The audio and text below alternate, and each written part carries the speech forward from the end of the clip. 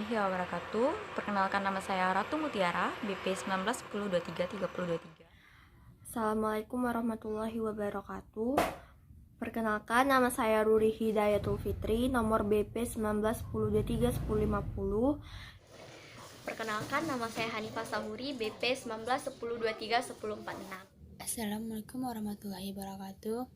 Perkenalkan, nama saya Laras Sentika Basli, BP 1910231047. Assalamualaikum warahmatullahi wabarakatuh. Perkenalkan, nama saya Muhammad Hanif Fikri, BP 1910233004.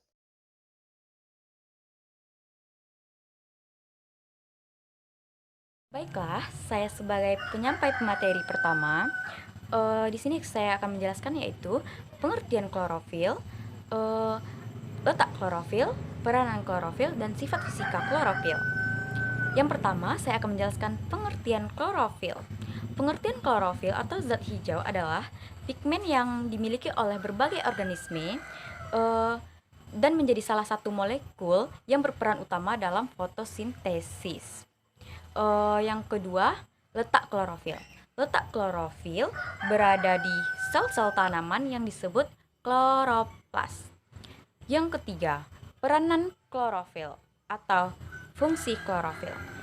Fungsi klorofil yaitu menyerap energi matahari untuk memecah molekul air dalam proses reaksi terang menjadi oksigen dan hidrogen. Yang kedua, sebagai mediator perpindahan elektron yang dalam proses transmisi elektron pada reaksi kimia di daun. Yang ketiga, menuntun energi agar terdapat ATP yang mengumpul di kloroplas. Yang terakhir, yang keempat, menjaga agar kloroplas tidak mengalami degenerasi. Yang selanjutnya, yang terakhir, sifat fisika klorofil.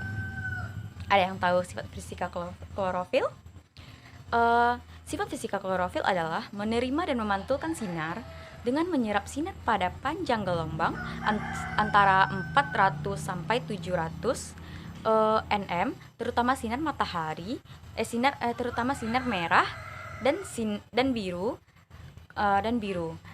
Klorofil merupakan ester dan larut dalam kebanyakan pelarut organik. Materi-materi selanjutnya akan disampaikan oleh teman sekelompok saya. Saksikan selanjutnya. Baiklah, hanya itu yang dapat saya sampaikan. Assalamualaikum warahmatullahi wabarakatuh.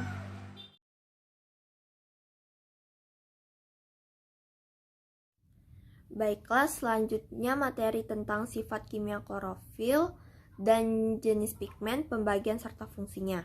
Langsung saja.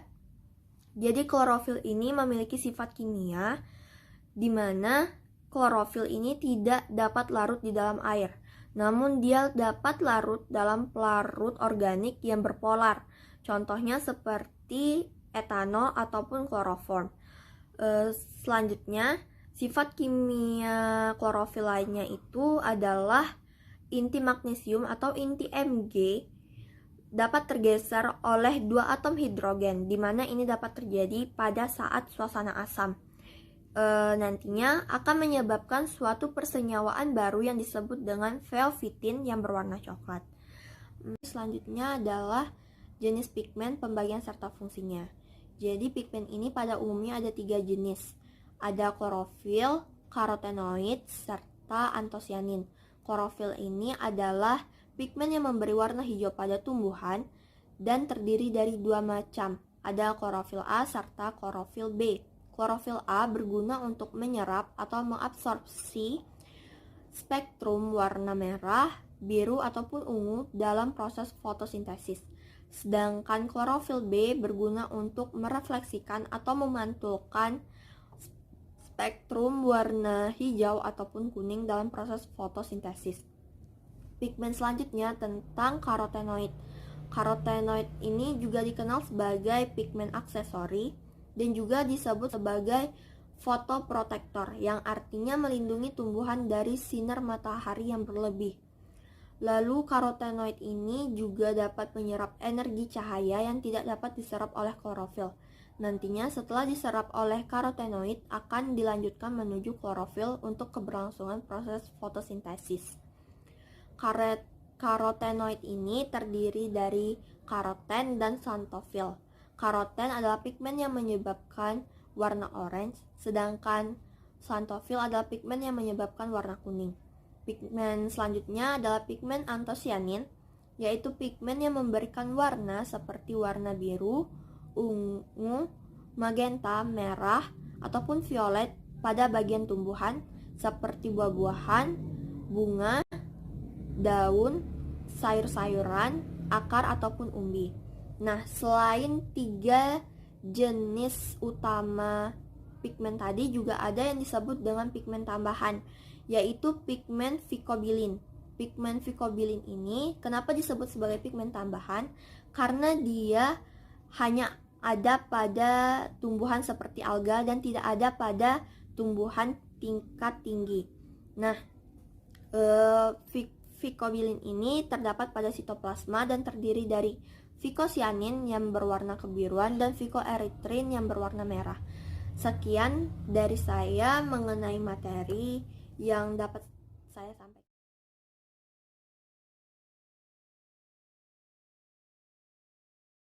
Yang pertama, saya akan menjelaskan tentang jenis-jenis klorofil. Jenis-jenis klorofil ada 4, yaitu klorofil A, B, C, dan D. Yang pertama, klorofil A. Klorofil A merupakan suatu senyawa kompleks yang berada di antara magnesium dengan klorofin yang di dalamnya mengandung cincin psikopentanol. Klorofil A terdapat hampir pada semua tumbuhan autotrof. Klorofil A bisa menghasilkan warna hijau biru. Selanjutnya, klorofil B. Klorofil B merupakan susunan klorofil yang kedua yang letaknya terdapat pada tumbuhan berwarna hijau dan juga ganggang hijau. Klorofil B bisa menghasilkan warna hijau kekuningan. Selanjutnya, klorofil C. Klorofil C biasanya terdapat pada ganggang coklat. Klorofil C bisa menghasilkan warna hijau kecoklatan. Yang terakhir yaitu klorofil D. Klorofil D biasanya terdapat pada ganggang merah rhodophyta. Klorofil D bisa menghasilkan warna hijau kemerahan. Kemudian selanjutnya, faktor-faktor yang mempengaruhi kadar klorofil pada tumbuhan. Faktor-faktor yang dapat mempengaruhi kadar klorofil pada tumbuhan yaitu umur tanaman, morfologi daun, serta faktor genetik. Selain faktor-faktor tersebut, ada faktor lain yang dapat mempengaruhi kandungan klorofil tumbuhan, yaitu faktor fisik, kimia lingkungan seperti intensitas cahaya, pH tanah, kelembapan tanah, serta suhu dan kelembapan udara. Mungkin sekian dari saya, terima kasih.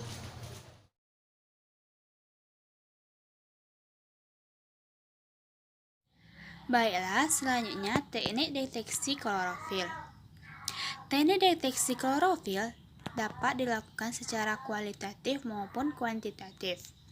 Secara kualitatif dapat menggunakan kromatografi, di mana kromatografi ini ada yang sederhana dan ada yang modern.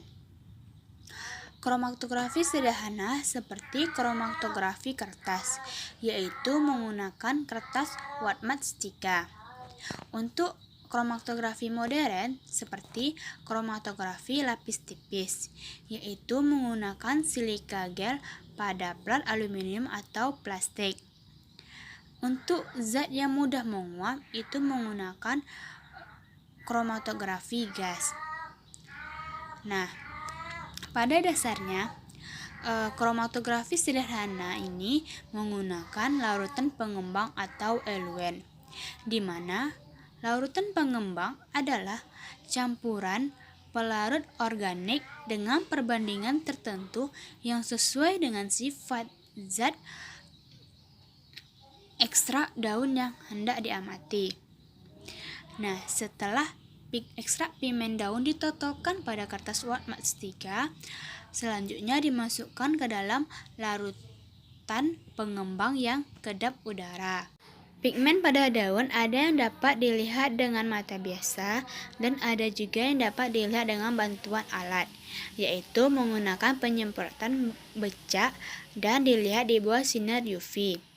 Di antara keempat metode tersebut, kromatografi kertaslah yang paling sederhana.